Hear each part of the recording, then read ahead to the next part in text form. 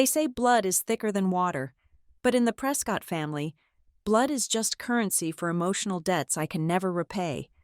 They see a black sheep fit only for brewing coffee, unaware that the lowly secretary they mock holds the lifeline to their crumbling empire.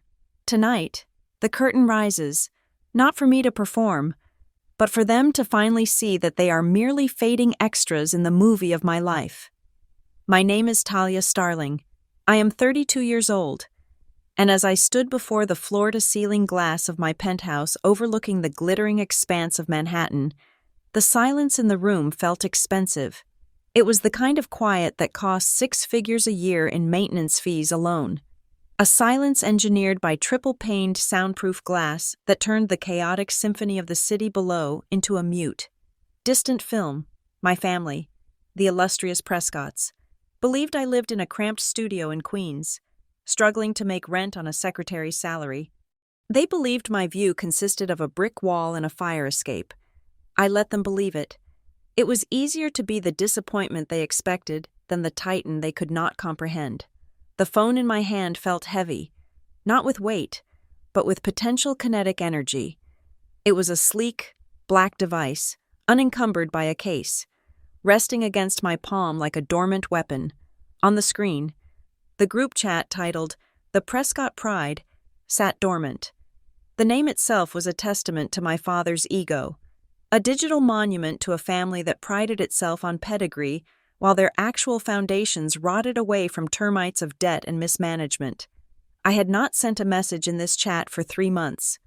My presence there was merely distinct, a ghost in the machine, reading the endless stream of humble brags and passive-aggressive critiques that constituted our family communication.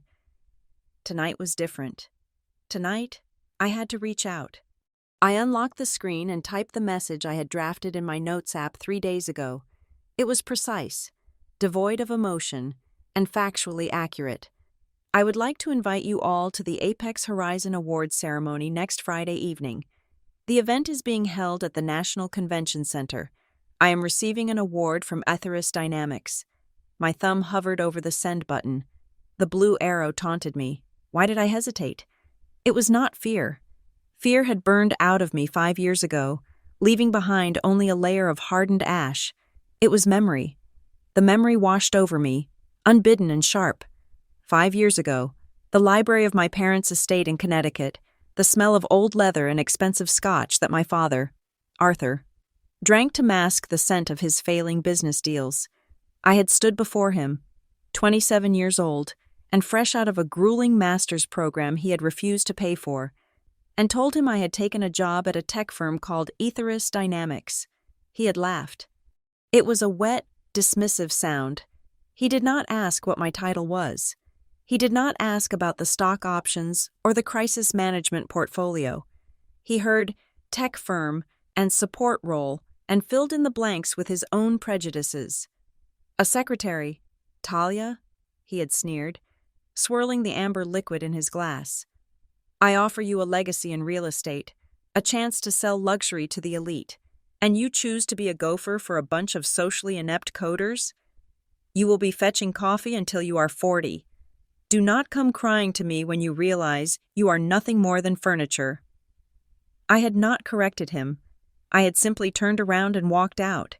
If he wanted to see a secretary, I would let him see a secretary.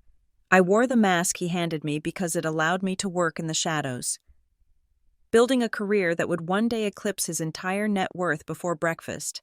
I snapped back to the present. The lights of the Empire State Building were a steady white against the black sky. I pressed send. The message bubbled up into the chat, sitting there in stark blue against the gray background of previous conversations about Serena's new yoga instructor and my mother's garden club gossip. I waited. The timestamp stared back at me. 8:42 in the evening. They were all awake. They were all on their phones. I knew this because Serena posted on Instagram every 15 minutes. And my mother, Marilyn, was addicted to Facebook. 1 minute passed, then 2. The silence was a physical thing. It was the sound of wolves circling, deciding if the prey was worth the energy of the hunt. In the past, this delay would have sent me into a spiral of anxiety. I would have double-checked my spelling. I would have wondered if I had been too forward. I would have prepared apologies for offenses I had not committed. Now, I just watched. I was a scientist observing bacteria in a petri dish. I was the chief crisis officer of a multi-billion-dollar conglomerate. I managed global data breaches and executive kidnappings. I could handle the silence of 3 narcissists in Connecticut. Finally, the typing indicator appeared. 3 little dots dancing in a rhythm. It was Marilyn. The message popped up. Marilyn. Emoji. Face with tears of joy. My stomach did not drop. My heart rate did not accelerate. I simply stared at the yellow face laughing on my screen. A second message followed immediately. Marilyn. Oh, Talia. What is the award for? Fastest coffee brewer of the month? There it was. The script had not changed. 5 years of distance, 5 years of silence, and she still played the same note on the piano. It was almost impressive in its consistency. She did not ask if I was happy. She did not ask for details. She went straight for the jugular, using humor as a thinly veiled dagger. She wanted to remind me of my place. In her mind, I was the help. I was the one who blended into the background, the one who existed to facilitate the lives of important people, never to be one myself. I did not type a response yet. I waited for the chorus. The typing indicator appeared again. Serena, the golden child, my older sister, who had never worked a day in her life but described herself as a lifestyle curator on social media. Serena. Mom, stop it. That is mean. I am sure it is just an attendance award or something for not calling in sick. Good for you. But listen, we actually cannot make it next Friday. I managed to pull some strings and get a table at Le Cuckoo for 8 o'clock.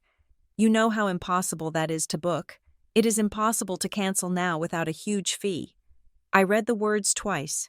Le Cuckoo, a French restaurant downtown, expensive, trendy, and difficult to reserve. Certainly, but not impossible to move if one cared enough. The message was clear. A dinner reservation was more important than the defining moment of my career. The huge fee she mentioned was likely $200, a sum Serena would drop on a manicure without blinking. It was not the rejection that fascinated me. It was the hierarchy of value. In the Prescott economy, a meal of quenelle de brochet held more capital than my professional acknowledgement. They were not just saying no. They were saying that my achievements were so negligible that they did not even register as a conflict of interest with a dinner reservation. I looked around my living room. The sofa alone cost more than the car Serena drove. The art on the wall, a genuine abstract piece I had picked up at an auction in Basel, was worth more than the down payment on my parents' house. I could buy Le Cuckoo. I could buy the building it sat in. I could turn it into a private cafeteria for my staff if I wanted to. But they did not know that. And because they did not know, they felt safe in their disdain. I felt a strange sensation in my chest. It was cold, heavy, and incredibly calm. It was pity. I pitied them. I pitied their smallness. I pitied the way they clung to the illusion of superiority because it was the only thing keeping them from drowning in their own mediocrity. They were drowning in debt, leveraging one credit card to pay another, keeping up appearances for a society that did not care about them. While I sat here, the architect of my own fortune, offering them a lifeboat they were too arrogant to see, I typed my reply. I did not defend myself. I did not explain that the apex horizon was the highest honor in the global security industry.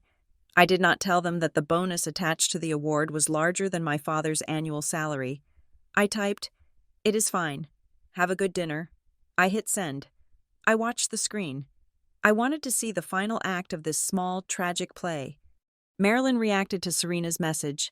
A small, red heart icon appeared next to Serena's text about Le Cuckoo. She did not react to my message. She did not heart it. She did not like it. She simply ignored it. The heart on Serena's message was the final seal. It was a validation of Serena's choice. By loving the rejection, my mother was explicitly siding with the decision to exclude me. It was a passive-aggressive masterpiece. I placed the phone face down on the marble kitchen island. The cool stone felt grounding against my fingertips. For years, I had held on to a sliver of hope. It was a childish, foolish thing, a small flame I had cut my hands around to protect from the wind. I had hoped that if I became successful enough, if I became powerful enough, they would finally see me. I had hoped that the secretary label was just a placeholder until I proved them wrong. But tonight, looking at that black phone, I realized the truth. They did not see me as a secretary because I had failed to prove otherwise. They saw me as a secretary because they needed me to be small. My smallness was the pedestal upon which they built their precarious heights. If I was big, then they might be small, and that was a reality their fragile egos could not survive. I walked back to the window. The city below was a grid of amber and white electricity, millions of lives, millions of stories. I took a deep breath, inhaling the conditioned air that smelled faintly of white tea and fig. That was it. The transaction was complete. I had extended the invitation. I had done my duty as a daughter and a sister. They had declined. They had mocked. They had chosen a restaurant over my life's work. I decided then and there that this was the last time I would reach across the chasm. The bridge was not just burned. I had detonated the foundations. I was no longer Talia Prescott, the disappointment. I was no longer the little sister or the wayward daughter. From this moment on, to them, I would be a stranger. And when they finally realized who I actually was, when the truth of etherist dynamics and my role within it came crashing down on their carefully curated delusions, they would not be looking at a family member who could be bullied or guilted. They would be looking at Ms. Starling. And Ms. Starling did not negotiate with terrorists, even if they shared her DNA. I turned away from the window and walked toward my bedroom to prepare for the next day. The wolves had howled, but they did not know that the tiger on the mountain was no longer listening. The award ceremony was in 1 week. I would stand on that stage alone, and for the first time in my life, that solitude did not feel like a punishment. It felt like a coronation. The elevator to the 90th floor of the Etherist Dynamics headquarters did not hum. It glided in a vacuum of silence that cost more than most people earned in a lifetime. I watched the digital floor counter tick upward, the numbers shifting from 88 to 89, then 90, when the doors parted. I did not step into an office. I stepped into the nervous system of the global digital economy. The air here was different. It was scrubbed of impurities, kept at a constant 68 degrees Fahrenheit, and smelled faintly of ozone and static. This was the Citadel, the operational heart of a company that virtually ran the back end of the modern world. Etherist Dynamics did not just build software. We built the infrastructure upon which governments, banking systems, and defense networks relied. And I, Talia Starling, was the gatekeeper. I walked down the corridor of frosted glass and brushed steel. My heels struck the polished concrete floor with a rhythmic precision that sounded like a metronome counting down to a detonation. Heads turned as I passed. They always did. These were some of the brightest minds in engineering, coding, and data architecture, men and women who could rewrite reality with a keyboard, yet they lowered their eyes when I approached. "Good morning, Ms. Starling," a junior analyst murmured, clutching a tablet to his chest as if it were a shield. I offered a curt nod, not breaking my stride. "Davis, have the beta reports on the Singapore server migration on my desk by 10 o'clock. "Yes, Ms. Starling, immediately." I was not Talia here. I was not the daughter who could not do anything right. I was the chief crisis officer in the corporate hierarchy. The CEO built the ship, but I was the one who ensured it did not sink when we hit an iceberg. My job was not to prevent disasters. That was impossible in a world of chaos. My job was to control them, to manipulate the narrative, to cauterize the wound before the patient, the company, bled out. A single nod from me could authorize a server purge that would erase petabytes of data. A signature from my hand could freeze the assets of a subsidiary or launch a forensic audit that would send executives to federal prison. I reached the double doors of the command center. The biometric scanner read my retina in a fraction of a second, and the locks disengaged with a heavy, satisfying thud. Inside, the room was bathed in the blue glow of a massive wall of LED screens. Data streams cascaded like waterfalls: stock prices, server loads, threat detection levels, global traffic heat maps. It was beautiful. It was terrifying. "Status," I said, my voice cutting through the low hum of cooling fans. Markham, my lead forensic tech, spun around in his chair. He looked pale. "We have a situation. Miss Starling, internal, Sector 4. I walked to the main console, my eyes scanning the red lines spiking on the third monitor. "Details. Now." "It is Vice President Hemlock," Markham said, his voice trembling slightly. "He is attempting to bypass the firewall on the Neural Link project. He is downloading source code to an external drive. The encryption keys indicate he is preparing to transfer the packet to a competitor's server in Zurich." I looked at the time. It was 9:15 in the morning. Hemlock had been with the company for 7 years. He had a wife, 2 children, and a gambling debt he thought no one knew about. I knew about it. I knew everything. "How much has he transferred?" I asked, my tone conversational, as if asking about the weather. 12%. If he hits 20%, the core architecture is compromised." "Cut him off," I ordered. "If I sever the connection now, he will know we are watching," Markham argued. "He might trigger a data dump or a poison pill virus." I leaned over the console, typing a command sequence that overrode Markham's authorization. My fingers moved with the muscle memory of a virtuoso pianist. "I am not going to sever the connection. Markham, I am going to invert it." I executed the command. On the screen, the data transfer bar froze, then turned green. "I have just replaced the source code he is stealing with a dummy file containing a geotag tracker and a corrupted logic loop," I explained. Straightening my blazer, "Let him finish the download. The moment he plugs that drive into any other computer, it will brick the hardware and ping the FBI Cyber Division with his exact coordinates."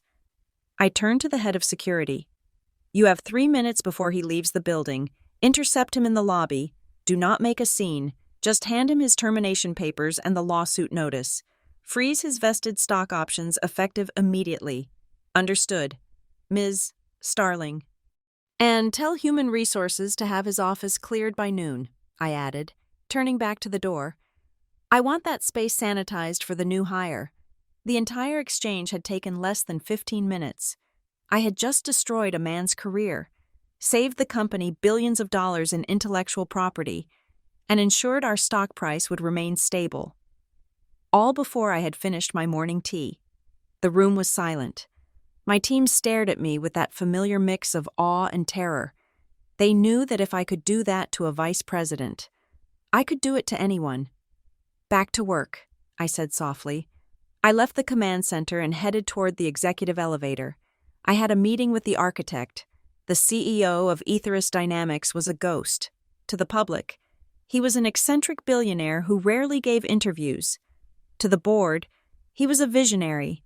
To me, he was Kalen, the only person in this building whose intellect I respected without reservation. His office was on the penthouse level, a sanctuary of minimalism. No desk, just a low table and 2 chairs facing a window that offered a view of the clouds. Kalen was standing by the glass, looking down at the city. He turned as I entered. He was a man of 40, sharp-featured, wearing a black turtleneck that cost more than a mid-sized sedan. "Talia," he said, skipping the formalities. "I heard about Hemlock. Ruthless." "Necessary," I corrected, sitting in one of the chairs. "He was a liability. The infection has been removed." Kalen nodded, a faint smile playing on his lips. "This is why you are the architect of the year. You know, it is not just about the code, it is about the human element, the ability to make the hard choice when everyone else is paralyzed by sentiment." He walked over and poured 2 glasses of sparkling water. "The ceremony next week. You are prepared?" "I have my speech," I said. "Short, to the point. Good. The board is thrilled." This award cements Aetheris as the leader in global security, but more importantly, it cements you. You are becoming the face of our stability. Talia, the market trusts you. He paused, his eyes narrowing slightly. There is something else, a minor matter of procurement that crossed my desk, but I thought you should handle it personally given the unique variables. My spine stiffened instinctively. What variables? We are expanding the server farms in North Virginia, Kaylin said, taking a sip of water. It is a massive construction project. We put out a tender for the facility management and logistical support subcontracts. Standard procedure. He gestured to a slim tablet on the table. We received over 50 bids. One of them is from a firm called Prescott Realty and Management.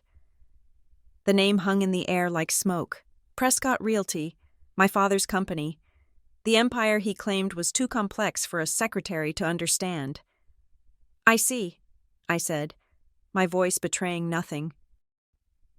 The bid is aggressive, Kaylin continued, watching me closely. Desperate. Actually, they have undercut the market rate by nearly 15%. Financially, it makes no sense for them unless they are facing a liquidity crisis and need the cash flow immediately to service existing debt. He was right. Kaylin had diagnosed my father's business failure in 30 seconds. Arthur Prescott was drowning. He was borrowing from Peter to pay Paul. And now he was trying to lowball a contract with Aetheris just to get an infusion of capital. Do you want me to recuse myself? I asked. On the contrary, Kaylin said. I trust your judgment more than the algorithm. You know the vendor. You know their capabilities. I am leaving the decision to you. Approve it or reject it. I do not care. Just ensure the project stays on schedule. He stood up, signaling the meeting was over. You are the firewall. Talia, you decide what gets in. I took the elevator down to my personal office on the 88th floor. My assistant, Gia, was waiting for me. Gia was everything my family thought I was. Efficient, organized, a gatekeeper in her own right. But unlike them, I paid her a salary of $120,000 a year and treated her with absolute respect. Ms. Starling, Gia said, standing up as I approached. I organized the bid files for the Virginia expansion as you requested. They are on your desk. I walked into my office and closed the door. It was a spacious room, dominated by a desk made of reclaimed obsidian wood. On the center of the desk sat a stack of physical folders. We usually worked digitally, but for final contract reviews, I preferred paper. It felt more permanent. On top of the stack was a gray folder. The label read, Prescott Realty and Management, Bid Proposal 049. I sat down in my leather chair and stared at it. Inside that folder was the desperate plea of a man who had spent his life belittling me. My father needed this contract. If Kaylin was right, and he always was, Prescott Realty was insolvent. They needed the Aetheris down payment to keep the lights on. Without this, the house of cards would fall. The irony was a physical weight in the room. My father, who had laughed at me for working at a tech firm, was now begging that very firm for scraps. He was trying to become a servant to the master he did not know was his own daughter. Gia knocked softly and entered. Ms. Starling? I noticed the name on the top file. Prescott, is that any relation? Gia was sharp. She knew I kept my private life sealed in a lead box, but the name was not common. It is, I said, not looking away from the folder. Do you want me to flag it for priority review? Gia asked. Her voice lowered. If it is family, we can expedite the due diligence process. We can overlook the credit rating flags. I can draft a memo citing strategic partnership to bypass the standard risk assessment. She was offering me a way to save them. She was offering to use my power to throw a lifeline to the people who had treated me like a ghost for 5 years. All I had to do was nod.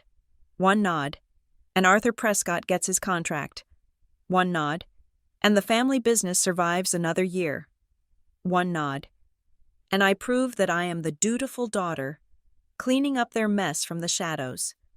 I reached out and placed my hand on the folder. The cardboard felt cool. I thought about the text message from last night. Fastest coffee brewer of the month. I thought about Lukuku. I thought about the years of being told I was not smart enough, not ruthless enough, not Prescott enough. I looked up at Gia. Her expression was open, waiting for a command. No, I said. The word was soft, but it carried the weight of a gavel striking sound block. No, Gia clarified. Do not prioritize it, I said, withdrawing my hand from the file without opening it. I did not need to open it. I knew exactly what was inside. Inflated projections, hidden liabilities, and the arrogance of a man who thought the world owed him a living. Treat it exactly like the other 49 bids, I instructed, my voice devoid of warmth. Run the full credit background check. Verify their liquidity ratios. Check their past litigation history for breach of contract. Apply the standard risk matrix. Gia's eyes widened slightly. She knew, just as I did, that Prescott Realty could not survive the standard risk matrix. They would be flagged as high risk within minutes. Their bid would be rejected by the automated compliance system before I even had to sign a page. Let them compete fairly, I said, turning my chair to face the window and the city skyline. If they are as excellent as they claim to be, they have nothing to fear from a standard review. Understood, Ms. Starling, Gia said, picking up her tablet. I will initiate the standard protocol. Thank you, Gia. That will be all. She left the room, closing the door softly behind her. I sat alone in the silence of my tower. My family believed I was a secretary, a lowly creature who fetched coffee and answered phones. They had no idea that the secretary was currently holding the oxygen tank to their dying company, and with a single sentence, I had just decided not to turn the valve. They wanted a world where status mattered more than substance? Fine, I would give them exactly that. I would let the cold, hard machinery of the corporate world, the world I conquered and they failed to understand, judge them. I picked up the next file in the stack, a proposal from a logistics firm in Munich, and began to read. I had a job to do, and saving the Prescotts from their own incompetence was not in my description. While I was undergoing the final touches of hair and makeup in the preparation suite of the National Convention Center, surrounded by a team of stylists paid for by the company, my family was making their grand entrance at Lukuku. I was not there, but I did not need to be. I knew the choreography of the Prescott family dinner as intimately as I knew the source code of the Aetherus firewall. I knew the scents, the sounds, and the lies they told each other to keep the silence at bay. The restaurant was a temple of high French cuisine, a place where the lighting was dim enough to hide wrinkles but bright enough to catch the sparkle of diamonds. My mother, Marilyn, would have swept in first, wearing her vintage Chanel jacket, the one she insisted was an investment piece despite having bought it at the peak of the market. She walked with the practiced gait of a woman who believed the world was watching, even when no one was. Behind her trailed my father, Arthur, and my sister, Serena, with her fiancé, Julian, bringing up the rear like a nervous spaniel. They were seated at a prime table, one visible from the entrance but secluded enough to feel exclusive. This was important to the Prescotts. Visibility was currency. If you ate a $300 meal and no one saw you do it, did it even happen? The waiter, a man with a jawline sharp enough to cut glass, poured the first round of sparkling water. We will start with the Osetra caviar, Arthur announced, not bothering to look at the menu. And a bottle of the 2015 Montrachet. Make sure it has breathed properly. He said it with the bluster of a man who owned the building. But I knew the truth. I knew that earlier that morning, he had transferred $4,000 from his business operating account to his personal checking account just to ensure the debit card would not bounce. He was cannibalizing his own company to buy fish eggs. Marilyn said, unfolding her napkin with a flourish. Julian, tell us about the markets. Arthur says you are doing marvelous things with that digital money. Julian, a man whose entire personality was built around the volatility of cryptocurrency, shifted in his seat. He was wearing a suit that was too tight in the shoulders. a visual metaphor for his financial situation. It is a correction period. Marilyn, a healthy dip. The blockchain is just stabilizing. I am actually looking at a new altcoin launch next week. It is going to be huge. He was lying. I had run a background check on Julian weeks ago. Purely out of habit, his portfolio was down 60%. He was currently living off credit cards and the hope that Serena's dowry would be substantial. He did not know that the Prescott dowry was a myth. Wonderful, Serena sighed, leaning her head on Julian's shoulder. I am so glad one of us is having a good week. I am absolutely drained. Rough week at the gallery? Arthur asked, sipping his wine. Exhausting, Serena lied. She did not work at a gallery. She consulted for a gallery, which meant she stopped by once a week to drink their champagne and critique the lighting. I had to organize the guest list for the spring opening. Do you know how hard it is to balance the egos of 50 different artists? I feel like I have been running a marathon. You work too hard. Darling, Marilyn cooed, reaching across the table to pat Serena's hand. You have those dark circles under your eyes. We simply must get you a treat to cheer you up. I saw that new Hermes bag in the window on Madison Avenue, the blue one. Arthur choked slightly on his wine. The glass clinked dangerously against his teeth. A bag? Just a little pick-me-up, Marilyn insisted. She is the bride-to-be. She needs to look the part. What is $5,000 for your daughter's happiness? Arthur? Arthur set his glass down. I could imagine the calculation running through his head. $5,000 was exactly the amount he was short for the office rent next month. But he looked at the waiter, he looked at Julian, and he looked at the other diners. He could not afford to say no. To say no was to admit weakness. Of course, Arthur said, his voice tight. We will go look at it tomorrow. You are the best, Daddy. Serena beamed. The caviar arrived, resting on a bed of crushed ice.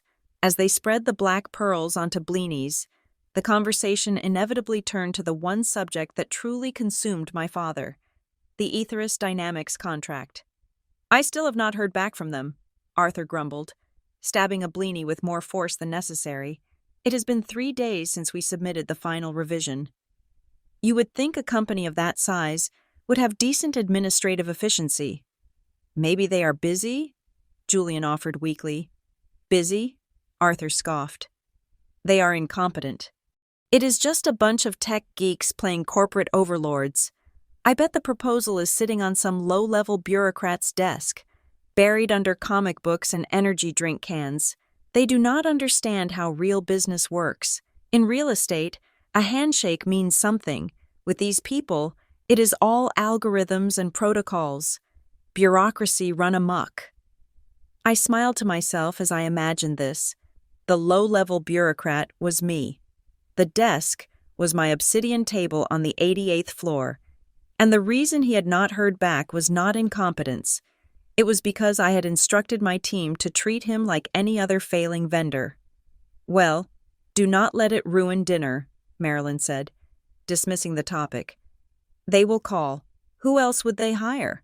You are Arthur Prescott. Exactly, Arthur said, puffing out his chest. They need us more than we need them. The conversation drifted, and then, as if on cue, Marilyn checked her watch. It was 7:30.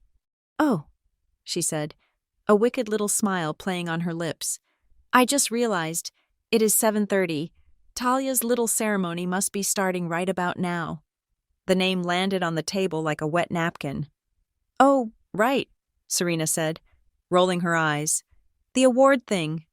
I wonder what she is doing, Marilyn mused, looking around the opulent dining room of Le Cuckoo.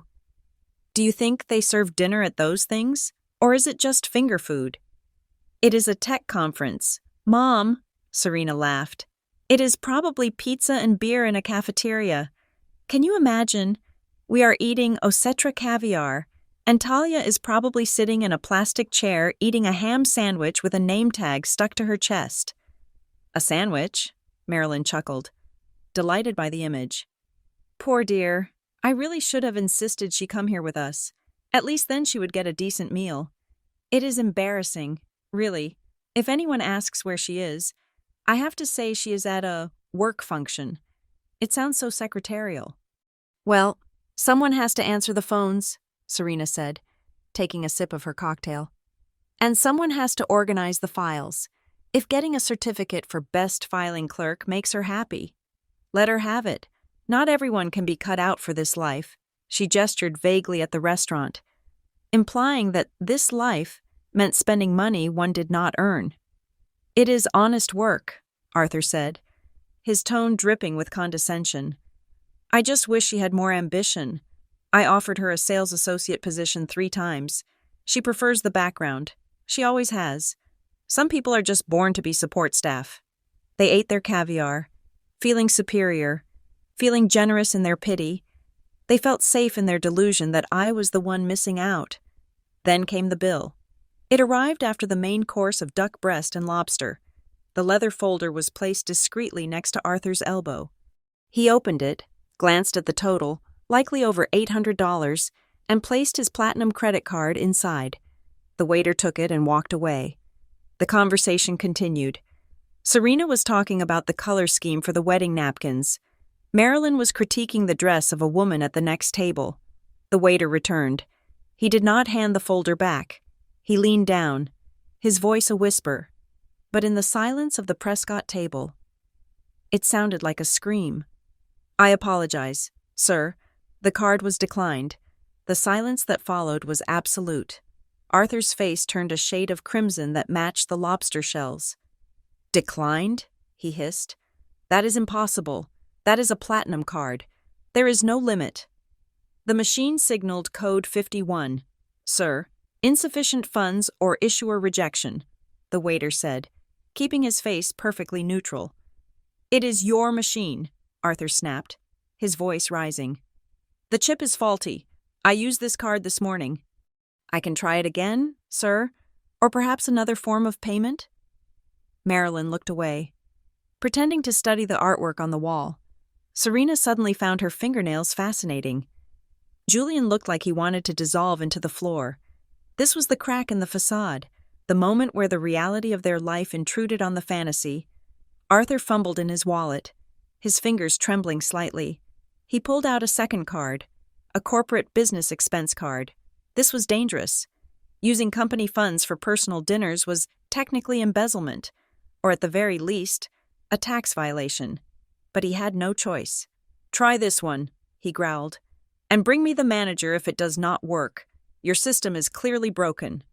The waiter took the second card. He walked away. The minutes that passed were agonizing. Arthur drank the rest of his wine in one gulp. Marilyn fanned herself with a menu. Ridiculous technology, Arthur muttered. This is why I hate computers. Glitches everywhere. The waiter returned. This one went through, sir. Arthur let out a breath he had been holding for 5 minutes. Of course it did. As I said, your machine. He signed the receipt with an aggressive scrawl, trying to regain his dignity, but the damage was done. The air at the table had shifted. The illusion of limitless wealth had flickered, revealing the desperate scaffolding beneath. To recover the mood, Marilyn did what she always did. She manufactured a moment. Let us take a picture, she announced, pulling out her phone. The lighting is perfect now. Mom, not now, Serena complained, though she immediately began fixing her hair. Nonsense. We look beautiful. Come on, squeeze in. They huddled together. Arthur put on his best captain of industry smile, hiding the panic in his eyes. Serena tilted her head to the perfect angle to show off her cheekbones. Julian smiled his vacant, crypto bro smile. Marilyn held the phone high, ensuring the background showed the Le Cuckoo logo and the expensive wine bottle. Click. She immediately opened the Instagram app. I would see the post later that night, scrolling through my feed in the limousine ride home. The photo showed a happy, wealthy, perfect family. The caption read, "Family is everything. Celebrating life and love at Le Cuckoo. So proud of my brood. Missing Talia tonight, but she is busy with paperwork at her office event. Someone has to keep the world organized." Emoji. Filing folder. Emoji. Face with tears of joy. Prescott, Pride family, first luxury life. She hit post. They sat back, satisfied. They had documented their success. They had erased the declined credit card. They had belittled me to elevate themselves. As they ordered dessert, profiteroles they could not afford, they had no idea that across the city, the paperwork I was busy with was a speech that would be broadcast to millions. They did not know that the bureaucrat Arthur despised had just flagged his company for a forensic financial audit. They ate their sugar and cream, oblivious to the fact that they were feasting in a house that was already burning down, and I, the arsonist they had underestimated, was the only one holding the fire extinguisher. I checked the time on the clock in the green room. It was 8 o'clock. It was time for me to take the stage. The limousine glided to a halt in front of the National Convention Center, a structure of steel and glass that rose against the night sky like a modern cathedral. This was not a rented hotel ballroom. This was not the back room of a community center. This was the venue where treaties were signed and where the course of the global economy was charted. The sheer scale of it was a physical rebuttal to my mother's joke about a cafeteria. The red carpet stretched out before me, flanked by velvet ropes and a phalanx of photographers whose flashbulbs popped in a chaotic, blinding rhythm. I sat in the cool darkness of the car for a moment, gathering my breath. Tonight, I was not wearing the gray wool slacks and sensible blouses I wore when I visited my parents in Connecticut. I was not wearing the armor of invisibility I donned to survive their scrutiny. I stepped out of the car, and the night air hit my skin. Cool and electric. I was wearing a gown commissioned specifically for this evening from a couturier in Milan who usually designed for royalty. It was a structural masterpiece of midnight blue silk that appeared black until the light caught the fabric's weave.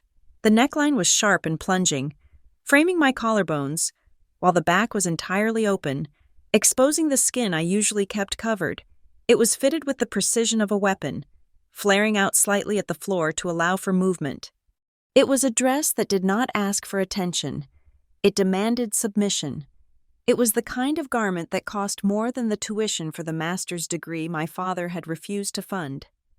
As I walked toward the entrance, the noise of the city faded, replaced by the hushed, reverent murmur of power. "Ms. Starling," a voice called out. I turned to see Senator Vance, the chairman of the Intelligence Committee, extending a hand. He was a man who could sanction airstrikes with a phone call. Yet he looked at me with genuine deference. "Senator," I replied, taking his hand. My grip was firm. "It is good to see you. The work your team did on the infrastructure patch last month was extraordinary," Vance said, walking beside me as we entered the grand foyer. "You saved us a great deal of embarrassment. Talia, the president, sends his regards. We simply did our job." "Senator," I said smoothly. We moved through the crowd. This was the stratosphere of the elite. I saw the founders of social media empires, the CEOs of defense contractors, and the faces that graced the covers of business magazines. They nodded as I passed. They knew who I was. In this room, I was not Arthur Prescott's disappointment. I was a predator who had proven she could hunt with the biggest beasts in the jungle. I was ushered to the front of the auditorium. The room was cavernous, seating 3,000 people in tiered rows that vanished into the darkness above. The ceiling was a constellation of architectural lighting, shifting slowly from deep violet to gold. The usher stopped at the very center of the first row. A small platinum placard on the table read, "VIP, Table 1. I sat down. To my left was Kaylin, the CEO of Etheris. To my right was the director of the National Security Agency. "Nervous?" Kaylin asked, leaning in. He looked impeccable in a tuxedo, his eyes scanning the room with the same analytical detachment I possessed. "No," I said, and I realized it was the truth. "I am ready." The lights in the vast auditorium dimmed, signaling the beginning of the ceremony. A hush fell over the 3,000 attendees, a silence that felt heavy and expectant. The orchestra in the pit began a swelling, orchestral piece that vibrated in the floorboards beneath my feet. The host walked onto the stage.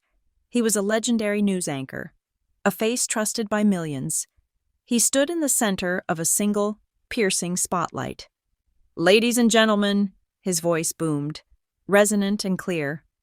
"We live in a world of invisible threats. We sleep safely in our beds because there are those who stand watch on the digital ramparts, fighting wars that have no battlefields, stopping disasters before they ever break the surface of our reality."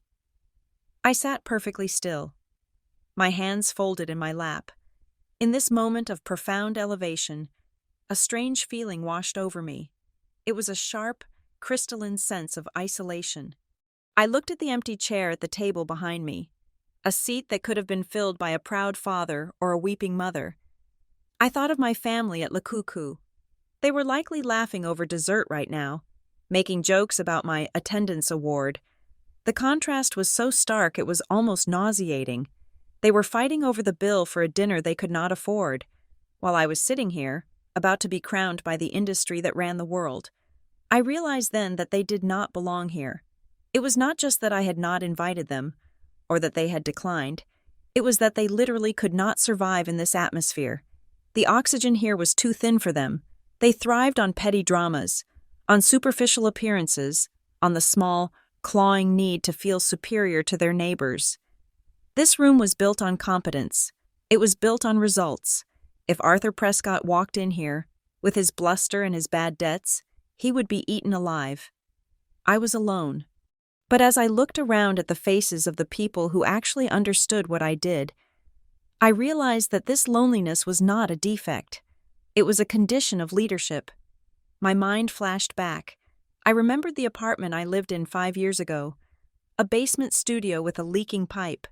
I remembered the nights I sat up until 4 a.m, my eyes burning, teaching myself the intricacies of cryptographic hashing because I could not afford the certification classes.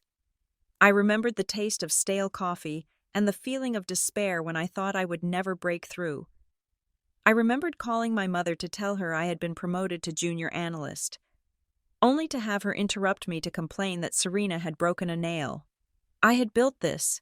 I had built every single step of this staircase with my own bleeding hands. I had dragged myself out of the shadow of their neglect and forged a new self in the fire of their indifference. I did not owe them a percentage of this glory. This was mine. The host's voice cut through my memories. Tonight, our highest honor, the Apex Horizon Award, goes to an individual who does not seek the limelight, an architect of order in a world of chaos. 3 months ago, when a synchronized botnet attack threatened to cripple the national energy grid, it was her strategy that isolated the infection. It was her code that built the shield. The screen behind the stage, a massive LED wall spanning 60 feet, suddenly flared to life. It did not show my face.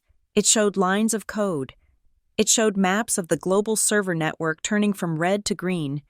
It showed the headlines of disasters that had been averted. "She is the Chief Crisis Officer of Aetherist Dynamics," the host announced, his voice reaching a crescendo. "She is the silent guardian of our digital way of life." My heart hammered against my ribs, a slow, powerful thud. "Please welcome," the host shouted, "Talia Starling." The sound that followed was physical. It was a roar. 3,000 people stood up as one. The applause was not polite. It was thunderous. It was the sound of respect from people who did not give respect easily. A spotlight, bright and blindingly white, cut through the darkness and found me. I stood up. The world seemed to slow down. I could see the dust motes dancing in the beam of light. I could feel the silk of my dress moving against my legs. I turned to Kalen. He was standing, clapping, a look of genuine pride on his face. I turned to the senator. He was nodding. I began to walk toward the stage.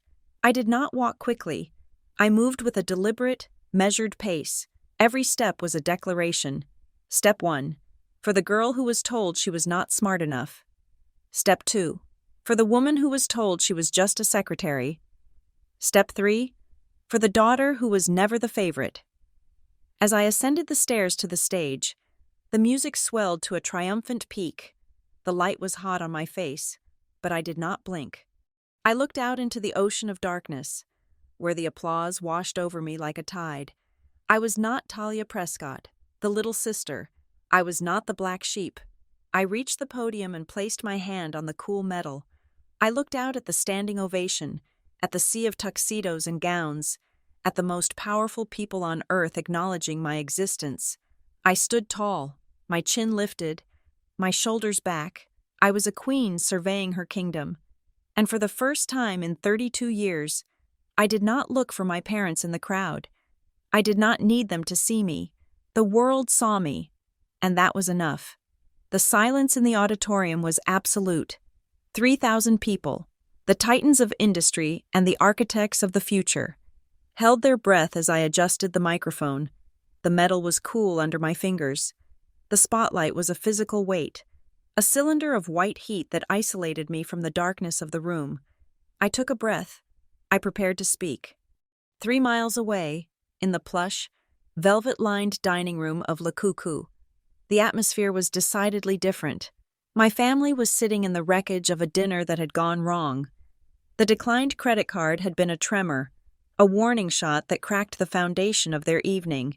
Now, they were trying to paper over the cracks with dessert. The waiter placed a plate of profiteroles in front of my mother. The chocolate sauce steamed, rich and dark. Arthur was nursing a glass of cognac, his third, staring sullenly at the tablecloth. Serena was checking her phone, desperate for a distraction from the awkward tension that hung over the table like a fog. "I still do not understand why the service is so slow," Arthur muttered, swirling his drink. "We have been waiting for the check for 20 minutes. Just enjoy the chocolate." "Arthur," Marilyn snapped, her patience fraying.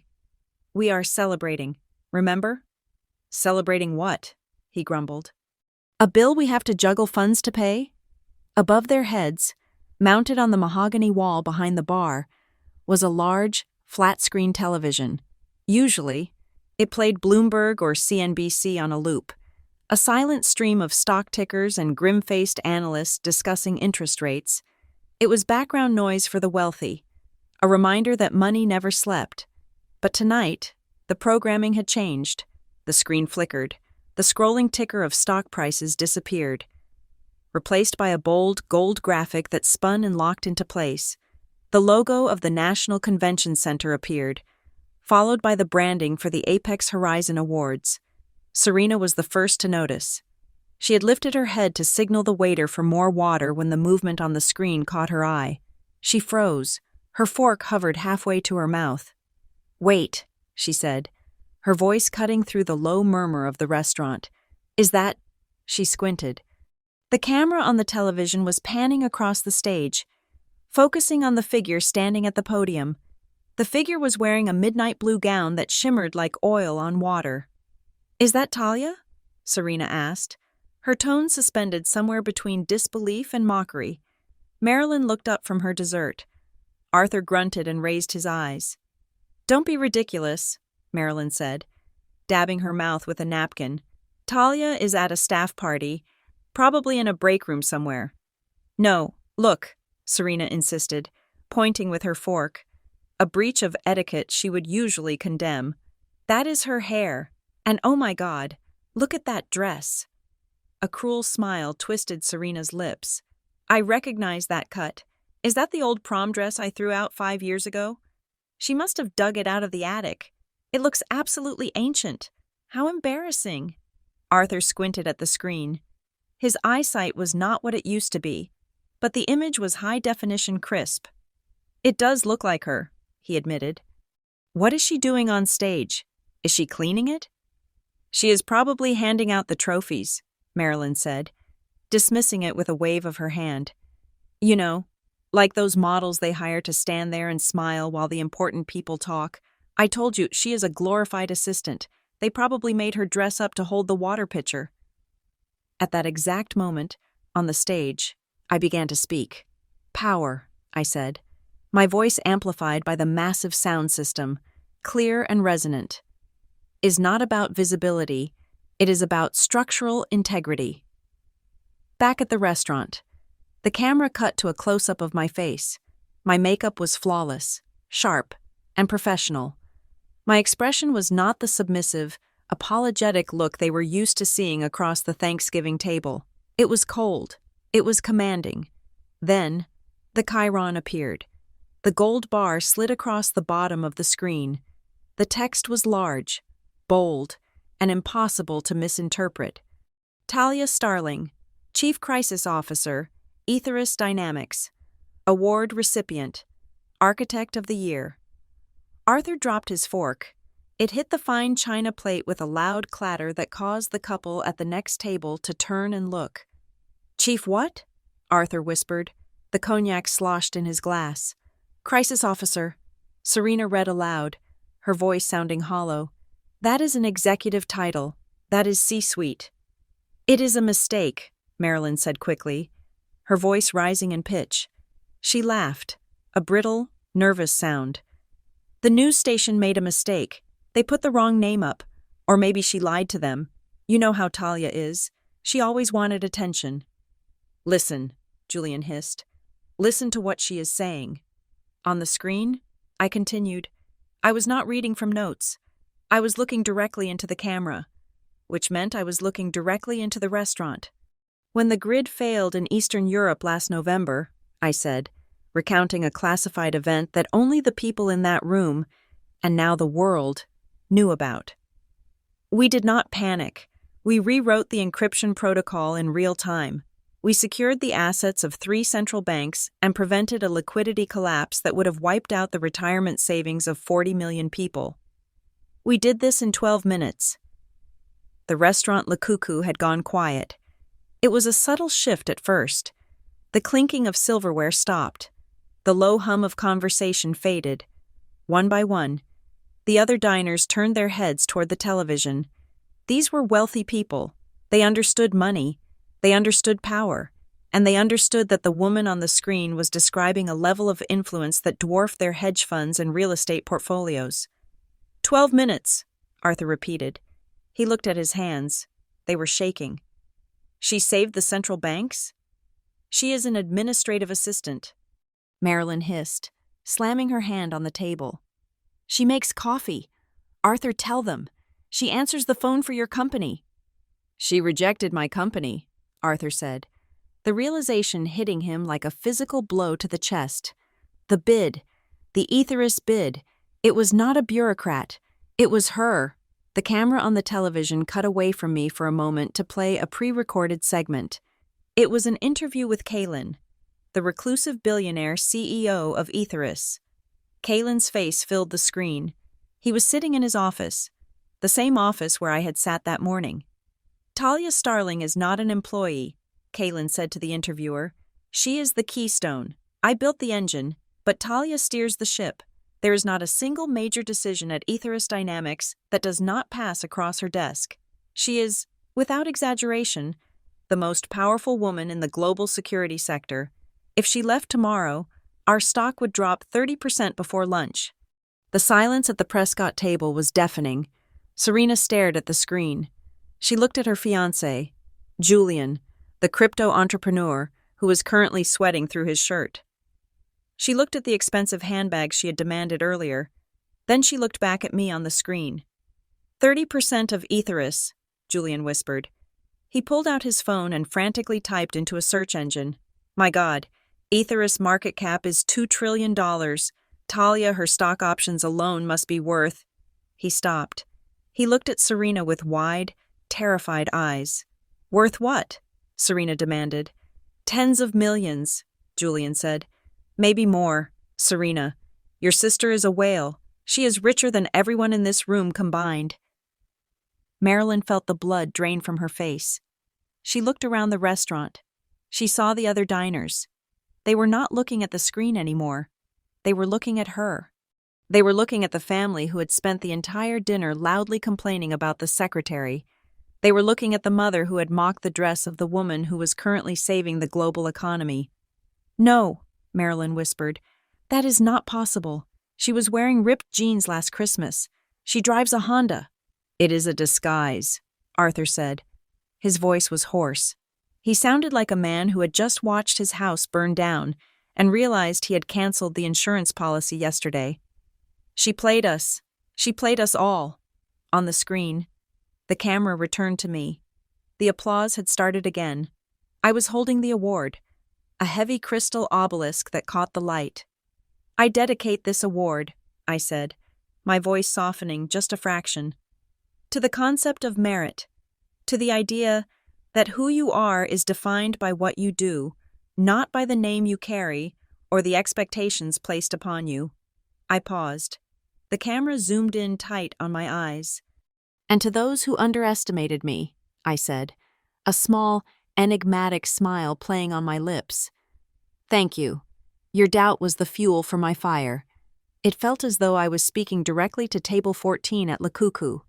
Serena felt a wave of nausea. The Osetra caviar churned in her stomach. She looked down at her own dress, a trendy, overpriced piece from a boutique in Soho. Suddenly, it felt cheap. It felt like a costume. "She knew," Serena whispered. "She invited us. She wanted us to be there." "We laughed at her," Marilyn said. Her hand went to her throat. "I sent that text. I asked if she won a coffee award." "Check the phone," Arthur ordered, his voice panic-stricken. "Check the group chat. Delete it. Marilyn, delete the message." Marilyn fumbled for her phone with trembling fingers. She opened the chat. Her thumb hovered over the delete button. But it was too late. The timestamps were there. The evidence of their cruelty was etched in digital stone. "We are ruined," Arthur said, sinking back into his chair. "The contract, the bid, it is dead. She saw it. She knows I am desperate, and she denied it." The waiter returned to the table. He looked different now.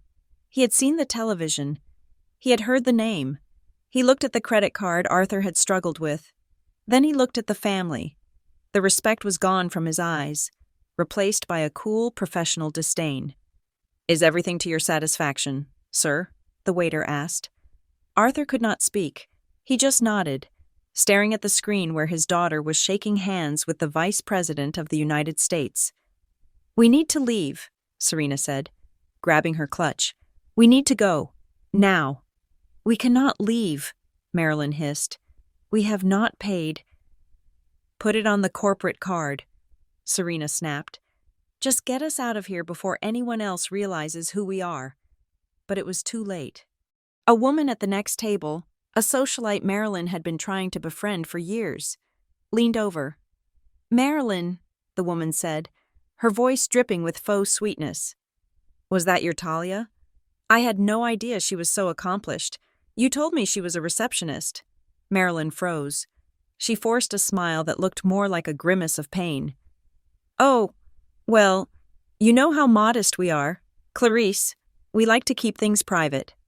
"Clearly," the woman said, turning back to her husband with a smirk. The shame washed over the table like a tidal wave. It was hot, sticky, and suffocating. They sat there, trapped in the luxury they could not afford, watching the daughter they could not love ascend to a height they could never reach. On the screen, the ceremony ended, the lights faded, but the image of my face, calm and victorious, burned into their retinas. Arthur stared at the black screen.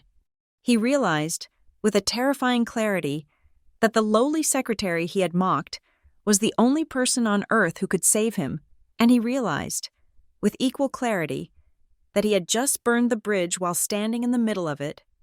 "Call her," Arthur said. "Call her right now." "She won't answer," Serena said. "Call her!"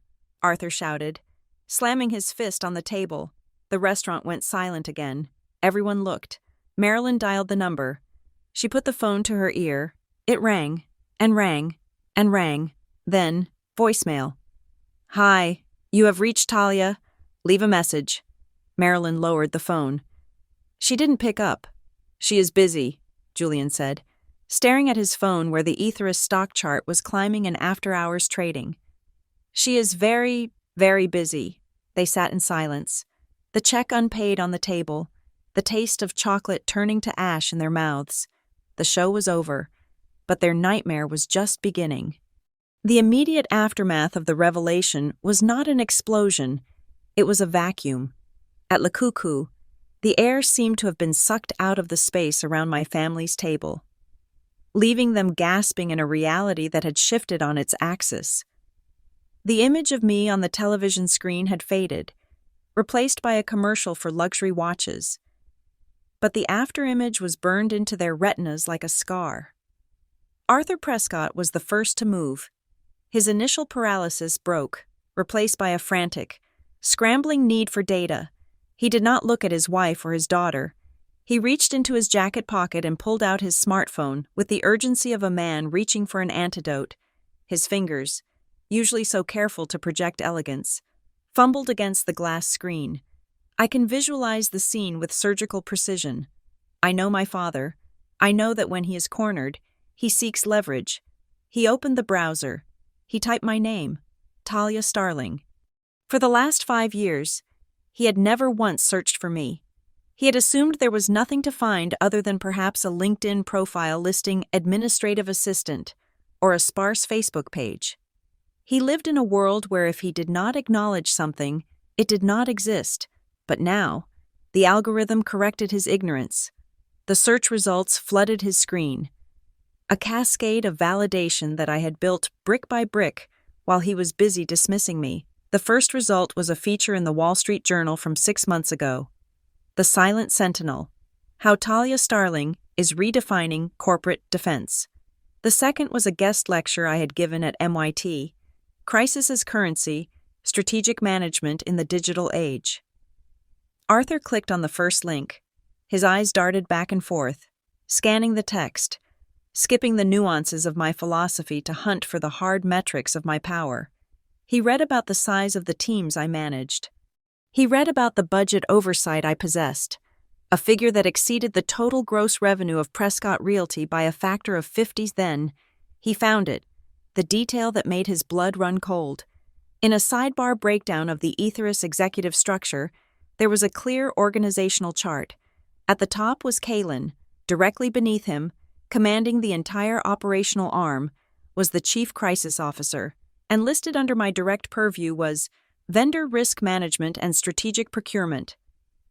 Arthur stopped breathing. The phone shook in his hand. "Procurement," he whispered. The word sounded like a curse. "She controls procurement." He looked up at Marilyn, his face pale and slick with a sudden sheen of sweat. "The bid, the contract for the Virginia server farm. It does not go to a committee. It goes to her." He realized then that the bureaucrat he had spent the evening cursing, the incompetent functionary he blamed for the silence, was his own daughter. The file he had sent, filled with padded numbers and desperate projections, was sitting on my desk. I had seen it. I had seen the cracks in his financial armor. I had seen the desperation he tried so hard to hide from the world, and I had seen it with the dispassionate eyes of an auditor. "She knew," Arthur said, his voice trembling with a mix of fear and humiliation. "She has been sitting on our application for a week. She knows we are insolvent. Marilyn, she knows we are drowning." Marilyn's reaction was fascinatingly predictable. She did not feel shame. Narcissists are incapable of processing shame. They convert it instantly into victimhood and rage. "Why didn't she tell us?" Marilyn demanded, her voice rising loud enough to turn heads again. She clutched her napkin as if she wanted to strangle it. "She sat there at Christmas dinner wearing that cheap sweater, letting us talk about your business, letting us give her advice. She sat there and laughed at us inside her head. She wanted to make us look like fools." Marilyn continued, her narrative shifting rapidly to paint me as the villain. "It is a trap. That is what this is. She invited us tonight so we would come here and not know. She wanted us to be blindsided. How cruel can a daughter be?" She conveniently forgot that she had declined the invitation. She forgot that she had mocked the event. In Marilyn's rewritten history, I was the manipulator who had withheld vital information to humiliate my loving parents. "She is vicious," Marilyn hissed. "Just like her grandmother, secretive, cold." While my parents spiraled into fear and anger, Serena was quiet. She was staring at her fiancé, Julian. Julian was not looking at family dynamics. Julian was a creature of finance, however failing. And he was looking at the bottom line. He had been scrolling through a different set of search results. "Serena," Julian said softly. He nudged her arm. "Look at this." He turned his phone screen toward her. It was an article from Forbes, titled "The Under 40 Wealth List: The Tech Sector's Hidden Giants." "Scroll down," Julian instructed. Serena moved her manicured finger across the glass. She stopped at number 42. There was a small headshot of me. Professional, unsmiling. Talia Starling. Estimated net worth, $10 million. The number sat there, black on white, undeniable. Serena felt a physical blow to her gut. $10 million. She did the math in her head instantly. That was 10 times the value of the trust fund she had already drained. That was 20 times the value of the house Arthur was currently mortgaging for the third time. $10 million, Serena whispered. That cannot be liquid. That must be stock. It is vested stock, Julian corrected, his eyes gleaming with a hunger that had replaced his earlier anxiety. Aethera's stock is blue chip. She can liquidate that whenever she wants. Serena, your sister is a decamillionaire. And that is just what is public. With bonuses and performance incentives, she could be worth double that. Serena looked away from the phone and stared at the empty chair at their table. A wave of jealousy so potent it tasted like bile rose in her throat. For her entire life, Serena had been the golden child. She was the pretty one, the social one, the one who was going places. I was the furniture. I was the background noise. To realize that the background noise had silently purchased the entire theater while she was busy auditing the stage curtains was a psychological break she could not handle. She doesn't even spend it, Serena said, her voice dripping with resentment. Look at her shoes. Look at her apartment. She lives like a nun. What is the point of having it if you do not show it off? Maybe she is saving it, Julian muttered, his mind racing with possibilities. Maybe she is looking for investment opportunities, family investment opportunities. The atmosphere at the table shifted. The humiliation of the declined credit card, the shame of the public revelation, the anger at my deception, all of it began to curdle into something far more practical and far more repulsive. They were no longer a family in shock.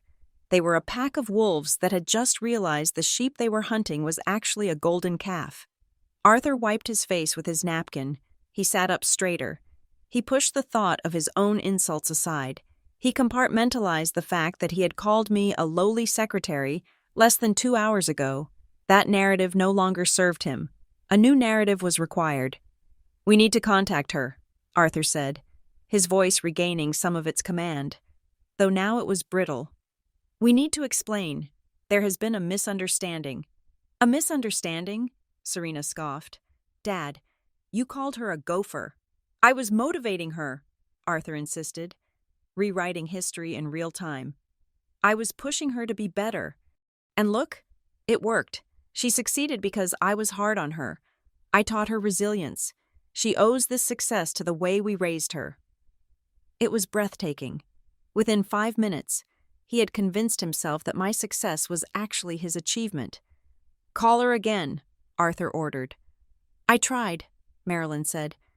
It went to voicemail. Text her, Arthur said. She will check her texts. She is addicted to that phone. Marilyn picked up her device. Her thumbs hovered over the keyboard. She started to type. I can imagine the first draft. It was likely born of her immediate anger. Talia, how dare you hide this from us? We are sitting here looking like idiots because you lied about your job. You need to call your father immediately. She looked at the words. Even in her narcissistic haze, she recognized that this approach would not unlock the vault of $10 million. She deleted it. She tried a second draft, playing the guilt card. We are so hurt that you didn't trust us enough to share your success. We would have come if we knew it was this important. You pushed us away. Talia. She hesitated. No, too accusation-heavy. She needed access. She needed to be the mother of the architect of the year. She deleted it. She took a breath, composed her face into a mask of maternal adoration, and typed the third draft. Oh my goodness. Talia, we just saw you on the TV at the restaurant. We are screaming with excitement. I always knew you were destined for greatness. You looked absolutely stunning. Darling, that dress. We must celebrate. Call me as soon as you are done. We love you so much. Heart emoji. Clapping hands emoji. Read it to me, Arthur commanded. Marilyn read the text aloud. Add, so proud of you, Arthur instructed. And Dad sends his love, Marilyn added the phrases. So proud of you. Dad sends his huge love. She hit send. The message flew through the digital ether, arriving on my phone, which sat silently in my clutch on the table at the convention center. It sat there, a glowing green bubble of hypocrisy, waiting for me to read it. There, Marilyn said, placing the phone down. Now we wait. She will reply, Julian said confidently. She is family. She wants your approval. Every child wants their parents' approval. It is psychology 101. And when she does, Arthur plotted, leaning in. We bring up the contract, gently. We mention that we are proud to be working with Aetheris. We make it sound like a partnership. We do not beg. We frame it as synergy. And the wedding, Serena added, her eyes narrowing. If she is worth 10 million, she can definitely help with the venue deposit.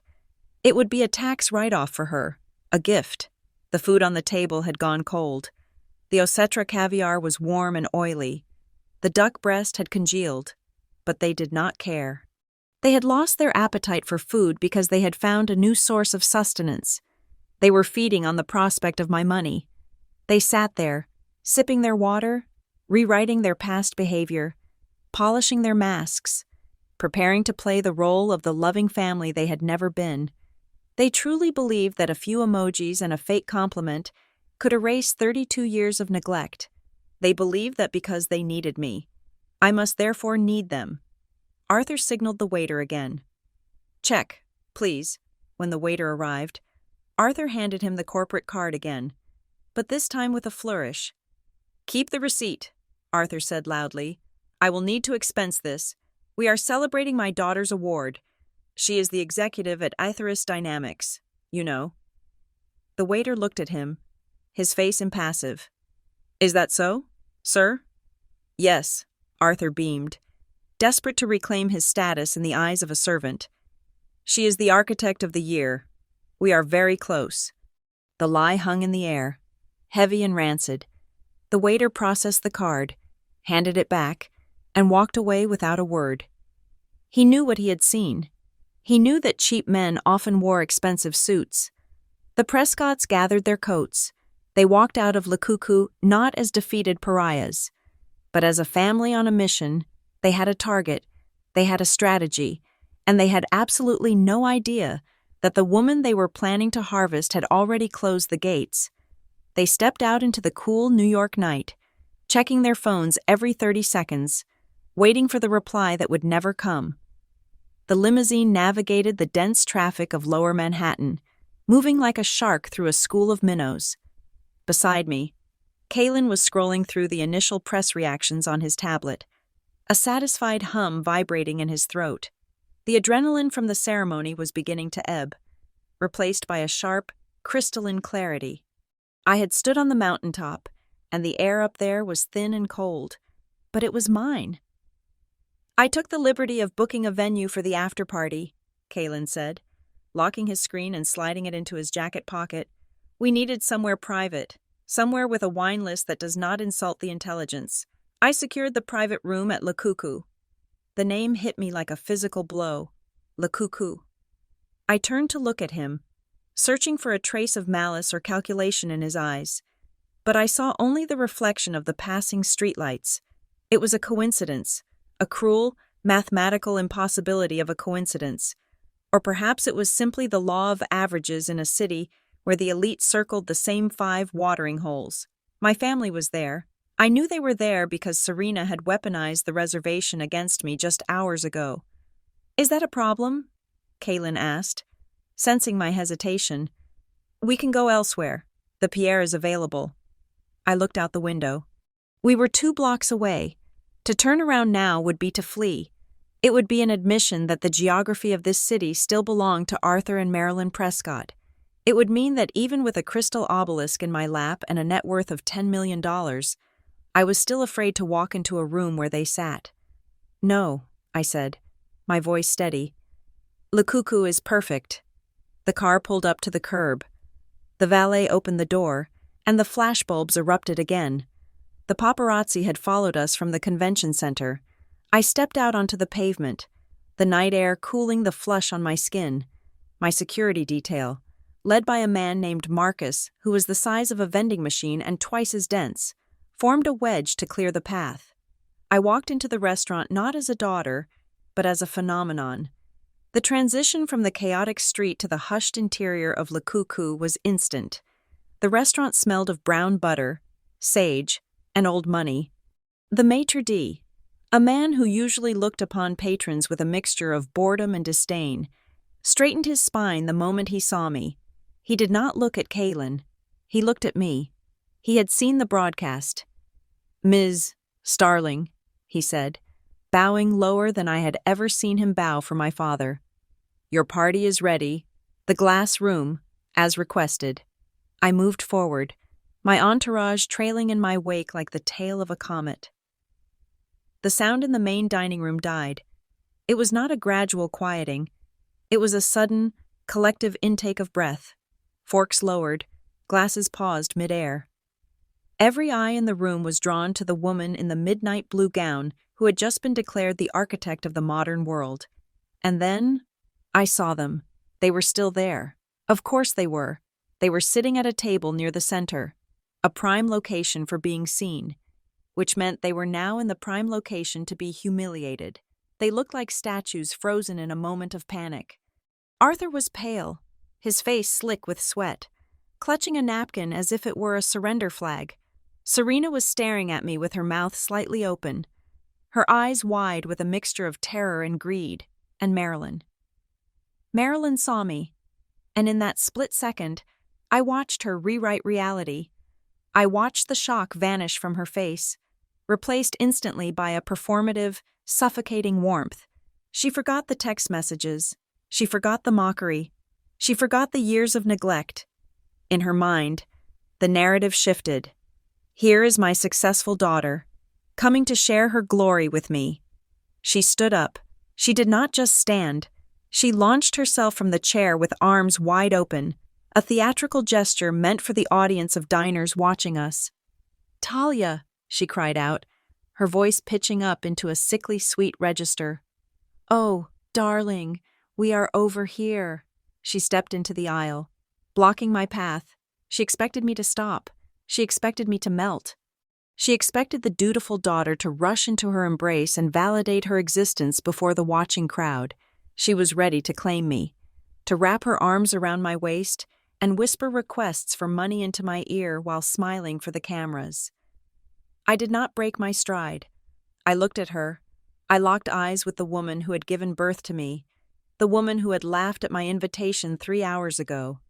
I looked at her not with anger, not with hatred, but with the polite, distant recognition one gives to a confused tourist blocking the sidewalk. I gave her a single, curt nod. "Excuse me," I said softly, my voice cool and devoid of any familiar inflection. I stepped around her. It was a movement of absolute, crushing dismissal. I treated her like a piece of furniture that had been placed inconveniently in the corridor. I did not stop. I did not smile. I did not acknowledge the name Talia. I was Ms. Starling, and Ms. Starling did not know this frantic woman in the vintage Chanel jacket. The air in the room seemed to freeze. Marilyn was left standing there, her arms still open, embracing nothing but empty air. Her smile faltered, twitching at the corners as the reality of the snub crashed down on her. The people at the surrounding tables whispered. They saw the rejection. They saw the architect of the year treat this woman like a stranger. I continued walking toward the private room at the back. Arthur had half risen from his chair, his hand raised as if to wave me down, but seeing his wife left stranded in my wake, he sank back down, his face crumbling, He was a coward, and he knew better than to step in front of a moving train. But Serena was not smart. Serena was desperate. She saw the money walking away. She saw the $10 million, the fame, the connections, the social currency she craved more than oxygen, all disappearing into the VIP section. She could not let it go. She scrambled up from the table, knocking over her water glass. The ice cubes skittered across the tablecloth, but she didn't care. "Talia!" she shouted. Abandoning all pretense of decorum, she ran after me, her high heels clattering on the parquet floor. "Talia, wait! It is me! It is Serena!" I did not turn around. I was 10 feet away from the glass doors of the private room. Serena lunged forward. Reaching for my arm, she wanted to grab me, to physically force me to acknowledge her. She never made contact. Marcus, my head of security, moved with the speed of a striking cobra. He stepped between us, his massive frame blocking Serena's path completely. He did not touch her. He was too professional for that. But he occupied the space so dominantly that she was forced to skid to a halt to avoid colliding with his chest. "Ma'am," Marcus rumbled, his voice low and dangerous. "Step back. Get out of my way," Serena shrieked, her voice cracking. She tried to peer around him. "That is my sister, Talia. Tell this gorilla to move. I am your sister." I stopped then. I was at the threshold of the private room. Kaylin was holding the door open for me, watching the scene with a raised eyebrow. I did not turn to face Serena. I spoke to Marcus, but loud enough for the room to hear. "Marcus," I said, my tone bored, "please ensure the area remains clear. We have a lot of work to discuss." "Understood, Ms. Starling," Marcus said. He looked down at Serena. "You heard her? This area is restricted to Aetheris personnel and guests. You are neither. Return to your table." "But," Serena stammered. She looked past Marcus, trying to catch my eye, but I had already stepped through the glass doors. "Talia, we need to talk. Mom is crying. How can you do this?" The entire restaurant was staring at her. The whispers had turned into audible murmurs of judgment. They saw a hysterical woman trying to crash a VIP party. They saw a desperate social climber being denied entry. They did not see a sister. They saw a nuisance. The maitre d' appeared at Serena's elbow, his face a mask of polite intolerance. "Miss," he whispered sharply, "please, you are disturbing the other guests. I must insist you return to your seat, or I will have to ask you to settle your bill and leave immediately." Serena looked at the closed glass doors. She looked at Marcus, who stood like a stone sentinel. She looked at the diners judging her. The humiliation was total. It burned her cheeks and watered her eyes. She had been publicly identified as unwanted. She turned around, her shoulders slumped, and walked the long, agonizing walk back to her table. Every step felt like walking on broken glass. Inside the private room, the silence was instant and luxurious. The walls were made of soundproof glass, allowing us to see out into the main dining room while remaining hermetically sealed from its noise. I sat down at the head of the long marble table. Kaylin sat to my right. A waiter, dedicated solely to this room, immediately poured a glass of vintage Dom Perignon. "That was," Kaylin started, swirling his glass. "Efficient." "It was necessary," I replied. Taking a sip, the champagne was cold and sharp. I turned my chair slightly so I could look out through the glass wall. It was like looking into an aquarium. I could see table 14 clearly. I watched the aftermath of the explosion. Marilyn had collapsed back into her chair and was weeping into her napkin. It was not a sad weeping. It was an angry, victimized weeping. She was gesturing wildly, pointing at the private room, clearly telling Arthur that I was a monster. Arthur was arguing with the waiter, likely about the spilled water or the bill, trying to regain some scrap of authority. He looked small. He looked gray. The bluster that had defined him for my entire life had evaporated, leaving behind a frightened old man in a suit he could not afford. Serena was yelling at Julian. I could tell by her body language that she was blaming him.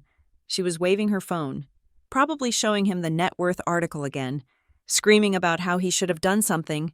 They were eating each other alive. I watched them, expecting to feel a surge of triumph. This was the moment of vengeance. I was the queen in the tower, and they were the peasants in the mud. I should have felt a fiery satisfaction. I should have felt glee. But as I watched my mother dab her eyes and check her reflection in a spoon to make sure her mascara hadn't run, I felt nothing.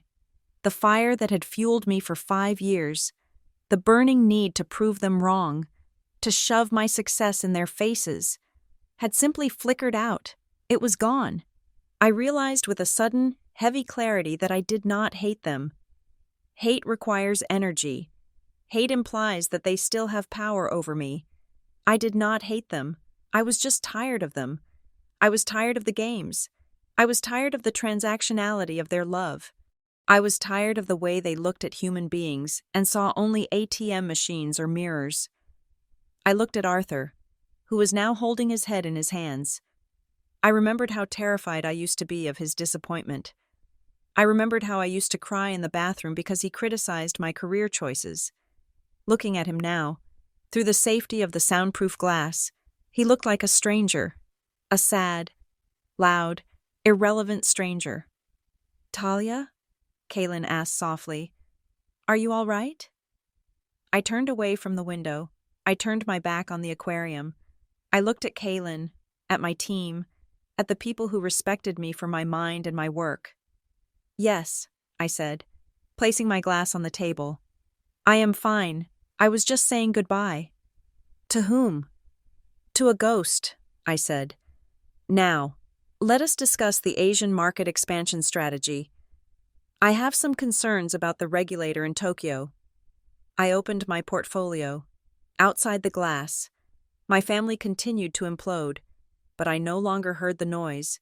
I had work to do. It was nearly 1 o'clock in the morning when I finally emerged from the private sanctuary of Lukuku. The after-party had been a subdued, elegant affair of heavy crystal glasses and light conversation about the future of quantum encryption. But even the finest champagne eventually loses its effervescence. I was ready to go home. I signaled to Kaylin that I was departing, and he offered a silent nod of understanding. The gesture of a man who knew that the hardest work of the night was not the speech I had given, but the ghosts I had to exorcise. Marcus, my head of security, held the glass door open for me. The transition from the warm, butter-scented air of the restaurant to the biting cold of the New York street was sharp. The wind cut through the slit in my dress, but I did not shiver. I felt armored. The valet stand was busy with the exodus of the elite, engines idling and exhaust plumes rising into the amber streetlights. I expected my limousine to be waiting at the curb, its door open, ready to whisk me away to the silence of my penthouse. Instead, I found an ambush. They were waiting by the valet booth, huddled together against the cold like a trio of disgruntled pigeons, Arthur, Marilyn, and Serena. They had not left. They had stood on the sidewalk for nearly 3 hours, freezing in their thin formal wear, fueled only by the heat of their own indignation and the desperate hope of salvation. When Arthur saw me, he did not smile. He did not rush forward to hug the daughter who had just been named the most important woman in her industry. He stepped into my path with the aggressive stance of a man who believed he was still the king of the castle, even as the walls were crumbling around him. "You?" Arthur said. His voice was hoarse, stripped of its usual baritone polish. "We need to talk." Marcus stepped forward instantly, his hand raising to intercept, but I lifted a finger. "It is fine, Marcus. Give us a moment, but keep the car running." I stopped 3 feet from my father. I looked at him. Under the harsh glare of the street lamp, he looked old. The lines around his mouth were deep trenches of worry, and his eyes were rimmed with red. "Hello, Father," I said. My tone was pleasant, the way one speaks to a neighbor one barely knows. "I assume you enjoyed your dinner. Did the credit card finally go through?" He flinched. The jab landed exactly where I intended, but he brushed it aside with a frantic wave of his hand. Stop it, Arthur snapped. Stop playing games. Talia, I know who you are. I saw the television. Chief Crisis Officer? Director of Procurement? Those are my titles. I agreed. Then why? He demanded, his voice rising. He pointed a shaking finger at my chest.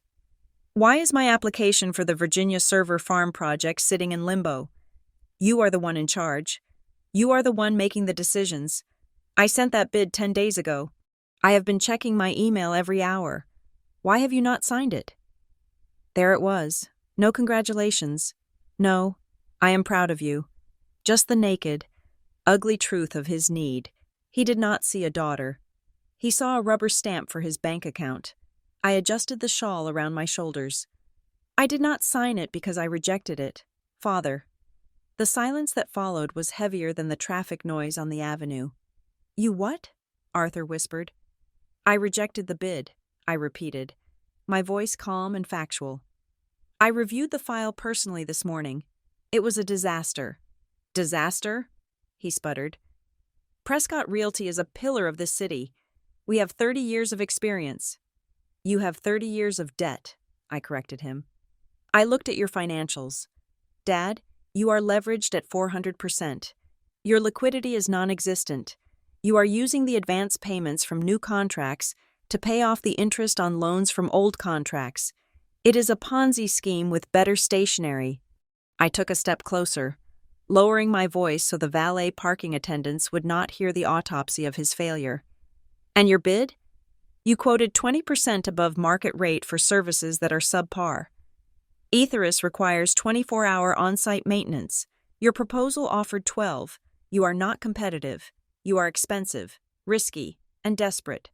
If I signed that contract, I would be fired for negligence. Arthur looked as if I had slapped him.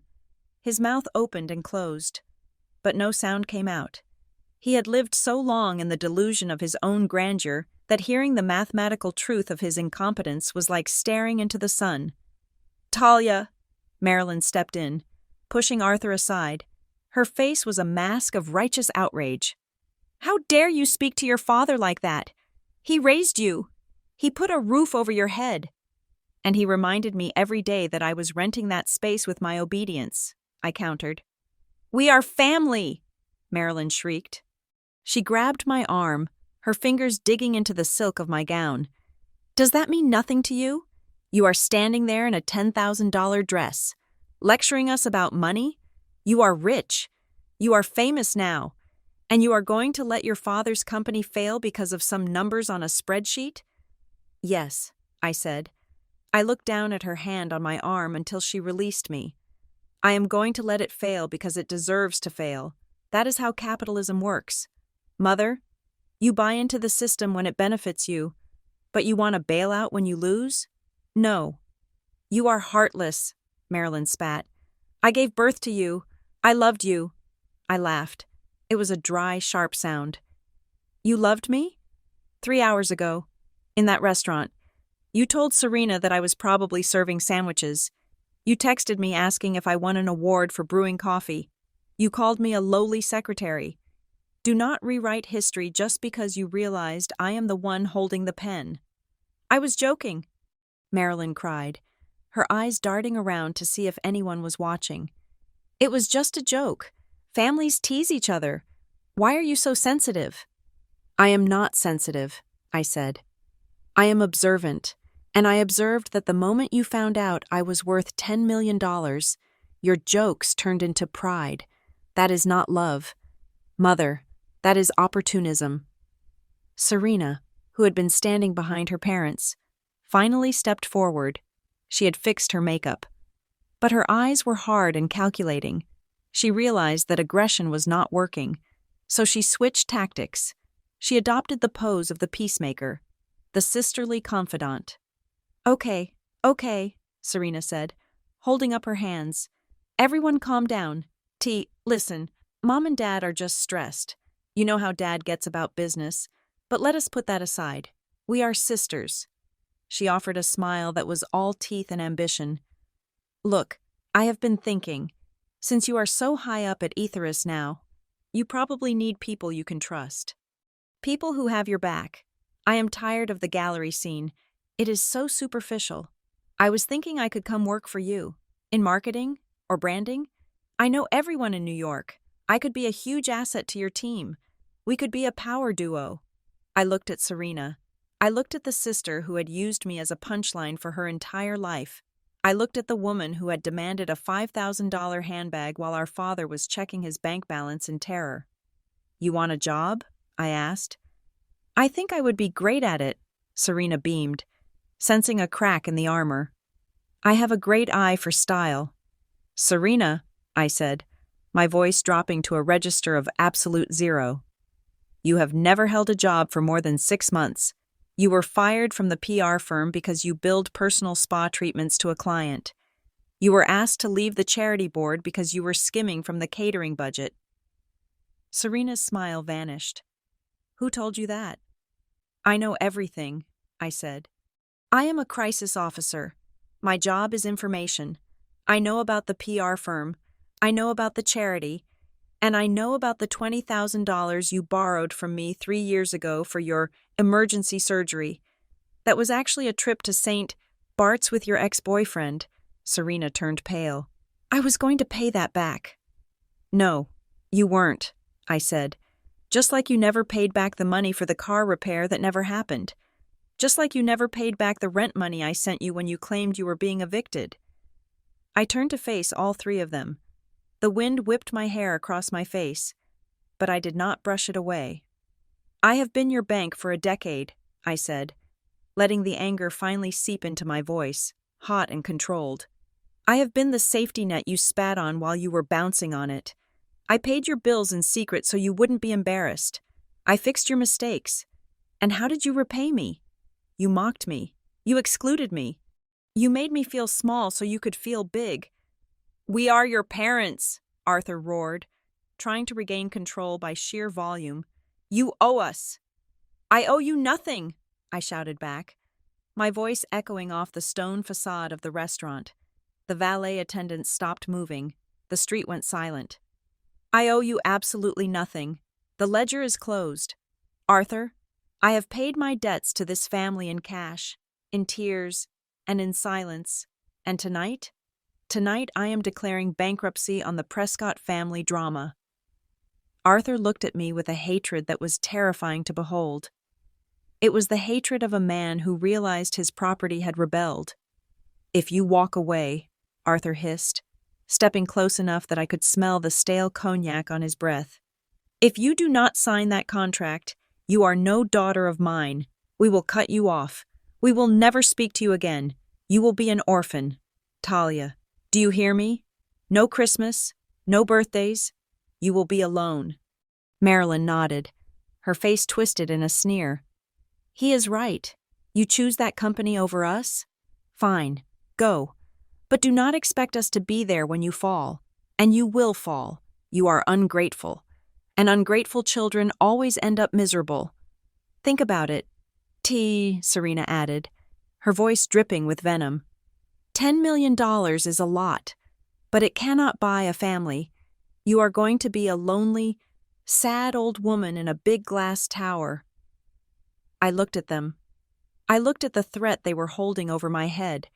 They were threatening me with the one thing I had fantasized about for years. Freedom. They thought their presence in my life was a gift. They did not realize it was a tumor. I signaled to Marcus. He opened the back door of the limousine. The interior looked warm and inviting, a leather cocoon of safety. I turned back to them one last time. I looked at Arthur's trembling hands. I looked at Marilyn's cruel eyes. I looked at Serena's shallow soul. You threaten me with silence? I asked, a small smile playing on my lips. You threaten me with absence? You think that is a punishment? I stepped toward the car door. That is not a threat. Arthur, I said, my voice barely a whisper, yet loud enough to shatter their world. That is a promise, and it is a promise I sincerely hope you keep. I slid into the back seat of the limousine. Drive, I told the chauffeur. I did not look back. As the car pulled away from the curb, merging into the stream of traffic, I did not watch them through the rear window. I did not need to see them standing there, small and shrinking in the distance, left behind on the sidewalk of a city that no longer cared who they were. I was moving forward. The contract remained unsigned on my desk. The loans would never be repaid. The family chat was silenced, and for the first time in 32 years, the silence was not empty. It was full. It was full of peace. The week that followed the Apex Horizon Awards was a lesson in the physics of reputation. How quickly a structure can collapse when the load-bearing wall is removed. For the Prescott family, that wall was the illusion of their connection to power. Specifically, their presumed connection to me. They had spent years trading on a name that I had quietly, painstakingly devalued by simply existing outside of it. Now, with the truth exposed under the harsh fluorescent lights of the media cycle, their world began to disintegrate with the terrifying speed of a landslide. My name was everywhere. The Wall Street Journal ran a profile on Tuesday titled, "The Iron Vault, Talia Starling's Strategy of Silence." Vanity Fair called me the Enigma of Etherius. I did not give interviews. I did not pose for photo shoots. I let the silence speak for me, and in the vacuum of my absence, the public projected their own narratives of strength and resilience onto my image. For my father, Arthur, the publicity was not a celebration. It was an audit. He had spent months boasting to his investors about his strategic partnership with Etherius Dynamics. He had leveraged this lie to secure bridge loans, promising that the Virginia server farm contract was a done deal, facilitated by his executive daughter when the news broke that I was indeed an executive. His creditors initially rejoiced, but then the phone calls started. Arthur, a managing partner at a boutique investment firm, said on Wednesday morning, his voice cold, "We heard a rumor. Is it true that your daughter is the one responsible for vendor procurement?" Yes, absolutely," Arthur had stammered, sweating through his shirt in his office. "We are very close. It is practically a family business." Then why? The partner asked. Did the preliminary vendor list released by Etherius this morning not include Prescott Realty? In fact, your company was listed under rejected bids in the public filing. The silence on the line was the sound of a noose tightening. "It is a clerical error," Arthur lied, desperate. "I am meeting with her today to sort it out." He was not meeting with me. He could not even get past the security desk in my building. By Thursday, the capital flight began. Investors invoked clauses in their contracts to demand early repayment, citing material misrepresentation of assets. The bridge loans collapsed. The credit lines froze. Arthur Prescott, a man who defined himself by his ability to move money, suddenly found himself standing in a room with no doors and the water rising. While Arthur was drowning in red ink, Serena was learning that love, in her world, was just another asset class. Julian, her fiancé, the crypto bro with the tight suits and the looser morals, had done his own math. He had proposed to Serena Prescott, the daughter of a real estate mogul, the sister of a secretary. He thought he was marrying into stability. He thought he was marrying a safety net for his own failing investments. When the truth came out, that the real estate mogul was insolvent and the secretary was a multimillionaire who wanted nothing to do with them, Julian realized he had bet on the wrong horse. The breakup happened at a coffee shop, not even a restaurant. It was brutal in its efficiency. "It is not working out, Serena," Julian said, checking his watch. "We are in different places. I need a partner who brings value to the table." "Value?" Serena screeched, causing the barista to drop a pitcher of milk. "I am a Prescott. My sister is Talia Starling." "Your sister hates you," Julian said flatly. "I asked around. You have zero access to her. You have zero access to her capital. You are a liability. Serena, and I cannot afford liabilities right now. Bitcoin is down." He left her there with a half-drunk latte and a ring. He demanded she return because he had bought it on a payment plan he could no longer service. Serena, the golden child, the girl who had mocked my attendance award, was left single, humiliated, and financially adrift. Marilyn. However, was the most delusional of them all. She refused to accept the new reality. She believed that social grace could overwrite history. She decided to throw a tea party. It was a frantic, manic attempt to reclaim the narrative. She invited the crème de la crème of Connecticut society, the judges' wives, the gallery owners, the women she had spent years trying to impress. "It is a celebration for Talia," she told them on the phone, her voice trilling with fake excitement. "A homecoming tea. She is so busy, but she promised to stop by. You simply must come and hear about the award." She sent me an invitation. Not a text, but a formal, engraved invitation delivered by courier to my office. It read, "To honor our beloved daughter, the architect." I did not reply. I handed the invitation to my personal attorney, a woman named Eleanor who had a smile like a shark. "Handle it," I said. On the day of the tea party, the Prescott living room was filled with fresh flowers and expectant guests. They sipped Earl Grey from bone china cups.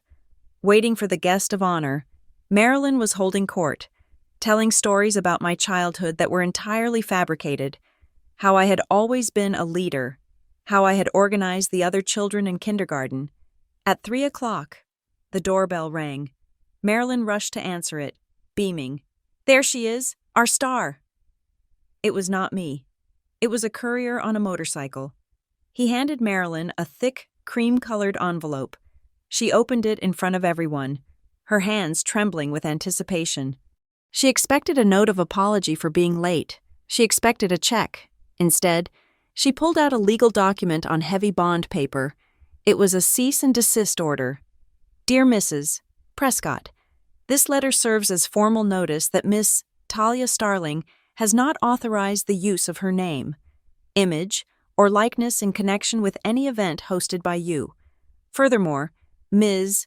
Starling categorically denies any attendance at today's gathering. Any continued representation of an association with Ms. Starling for social or financial gain will be met with legal action for defamation and misappropriation of identity. Sincerely, the Legal Office of Etherius Dynamics." Marilyn stared at the paper. The guests stared at Marilyn. "She got stuck in a meeting," Marilyn whispered, her face turning the color of ash, but the guests were not stupid. One of them, Mrs. Vanderhoven, leaned over and read the letter over Marilyn's shoulder. "A cease and desist?" Mrs. Vanderhoven said loudly.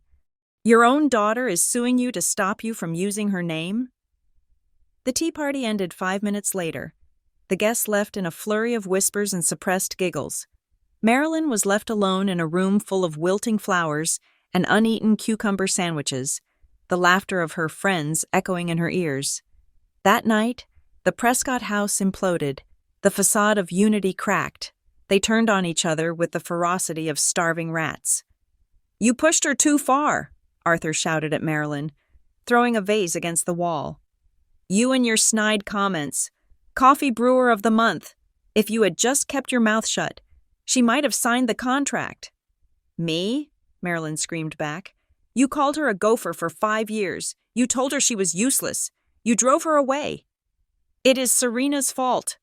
Arthur pivoted, pointing a finger at his weeping daughter. "You were the favorite. You were supposed to be the bridge. You treated her like a servant. You made her hate us." "I learned it from you," Serena yelled, her mascara running down her face. "You taught me to treat her that way. You said she was the black sheep. Do not blame me for playing the role you wrote for me." In the midst of their screaming match, the final blow arrived. An email notification pinged on Arthur's laptop. He walked over to it, his chest heaving. He opened the email. It was from the Etherius Dynamics Procurement Division. Subject: Notification of bid status. Prescott Realty and Management.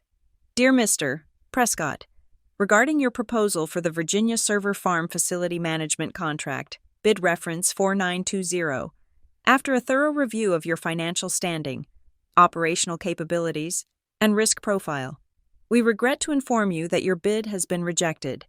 The committee found significant discrepancies in your liquidity projections and a lack of necessary infrastructure for a project of this scale.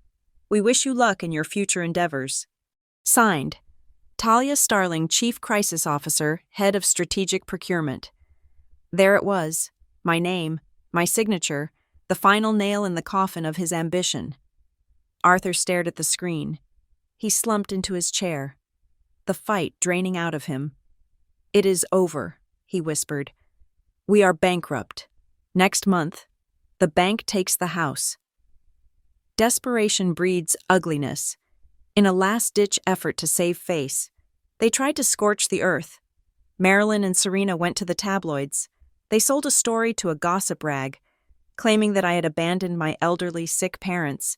They painted a picture of a cold, heartless corporate climber who had forgotten her roots. She left us to starve while she bathes in champagne, Marilyn was quoted as saying. We sacrificed everything for her education, and now she will not even return our calls. They thought this would destroy me. They thought the public would turn on the ungrateful daughter, but they underestimated the thoroughness of my preparation. I was a crisis officer. I controlled narratives for a living. My PR team had anticipated this move days ago, before their story even hit the newsstands. We released a background feature to the New York Times. It was not a hit piece. It was a hero's journey. It detailed my rise from a basement apartment. Working 3 jobs to pay for the master's degree, my wealthy parents refused to fund. It included interviews with my former landlords, my professors, and my colleagues, all testifying to my work ethic and my independence. It subtly, but clearly, painted the picture of a woman who had succeeded despite her family. Not because of them, the public reaction was instantaneous. The internet sleuths dug up the old social media posts of the Prescott family, the vacations I was not on, the photos where I was absent, the extravagant spending while I was struggling. The narrative flipped. I was not the ungrateful daughter. I was the survivor. I was the Cinderella who didn't need a prince because she built her own castle. The Prescotts became pariahs. When Arthur went to his country club, members turned their backs on him. When Marilyn went to the salon, her appointment was accidentally canceled. When Serena tried to get into a nightclub, she was left standing at the velvet rope. They were not just broke. They were jokes. They were the punchline of a story about hubris and karma. I watched it all from my office on the 90th floor. I read the reports. I saw the social media sentiment graphs. I saw the decline of their reputation plotted on a chart. A red line plunging towards zero. I felt a strange sense of calm. It was not vengeance. It was gravity. I had simply stopped holding them up. And nature had taken its course. They were falling, and the ground was rushing up to meet them very, very fast. The end did not come with a bang, but with the squeak of rubber soles on polished marble. It was a Tuesday morning, 3 weeks after the award ceremony, when the Prescott family finally broke. I was in my office on the 90th floor, reviewing the quarterly risk assessment for a client in Zurich. When the intercom buzzed, it was Gia, my assistant. Her voice was usually a model of calm efficiency, but today, there was a tremor of unease. Ms. Starling, she said, there is a situation in the lobby. 3 individuals are demanding to see you. They claim to be your family. Security is attempting to remove them, but they are causing a scene. The woman is screaming. I closed the file in front of me. I knew this moment would come. It was the final act of a tragedy that had been written decades ago. They were not here to negotiate. They were here to surrender. But surrender, for a narcissist, is just another form of manipulation. Let them up, I said quietly. Ms. Starling? Gia asked, surprised. Are you sure? I can have the NYPD here in 5 minutes. No police, I said. Let them up. Escort them directly to my office. And Gia, clear the floor. I want this to be private. 10 minutes later, the double doors of my office opened. They walked in, or rather, they limped in. The transformation was shocking. 3 weeks ago, they had been the picture of arrogance at Le Cuckoo. Now, they looked like refugees from their own lives. Arthur's suit was wrinkled, as if he had slept in it. His face was gray, covered in a stubble of white beard that he hadn't bothered to shave. Marilyn's eyes were swollen. her makeup haphazardly applied, the vintage Chanel jacket looking tired and frayed. Serena trailed behind them, staring at the floor. Stripped of her pretension, looking small and terrified, they stopped in the middle of the room. The space was vast, minimalist, and cold. The view behind me was a panorama of the city they had failed to conquer. I sat behind my obsidian desk, not rising to greet them. I was the judge, and this was my courtroom. For a long moment, no one spoke. The silence was thick with the weight of everything that had been said and everything that had been withheld.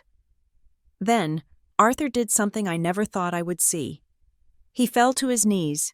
It was not a graceful movement. It was a collapse. He sank down onto the expensive carpet, his hands grasping the air as if reaching for a lifeline. "Talia," he croaked. His voice was broken. "Please."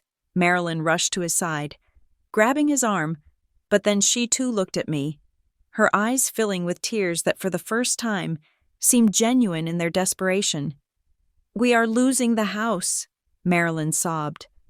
"The bank gave us until Friday. They are taking everything. Talia, the cars, the furniture, your grandmother's jewelry. We have nothing left. We are going to be on the street. We were wrong." Arthur wept, bowing his head. "We were so wrong. You are brilliant. You are everything I wanted my child to be. I was blind. I was a fool. Please, Talia, just sign the contract or give us a loan. Anything.